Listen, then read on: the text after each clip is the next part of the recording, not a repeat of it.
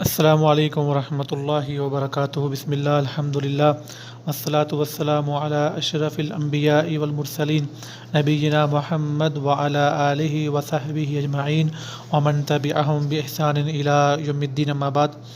باب ما جاء فی الاستسقاء بالانواء۔ آج کا ہمارا عنوان یہ ہے کہ ستاروں سے بارش طلب کرنا۔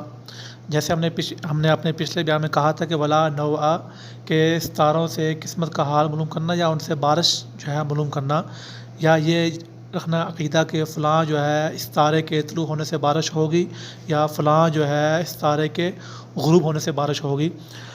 اور بلکہ اسلام میں جو ستارے ہیں ان کے 3 مقصد بیان ہوئے ہیں۔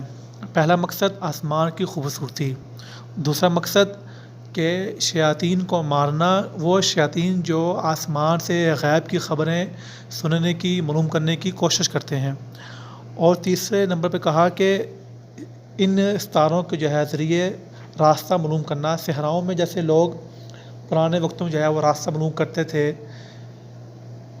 سمت کا معلوم کرنا، جیسے مشرق مغرب یا شمال جنوب، ٹھیک ہے، اور یا مطلب جو ہے وقت معلوم کرنا کہ یہ جو ہے وقت مطلب رات کے پہلے پہر یہ جو ہے تارا طلوع ہوتا ہے یا رات کے آخری پہر، تو مطلب لیکن بارش کا یہ عقیدہ رکھنا کہ فلاں ستارہ جو ہے طلوع ہوا سے بارش ہوئی، یا فلاں جو ہے ستارہ جب آئے گا تو بارش ہوگی، یہ حرام ہے۔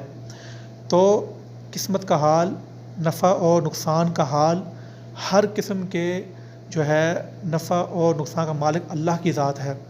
وہی جو ہے قسمت انسان کی جو ہے اچھی کرتا ہے، اور وہی جو ہے انسان کو آزمائش میں اور امتحان میں ڈالتا ہے۔ وآخر دعوانا الحمد للہ رب العالمین۔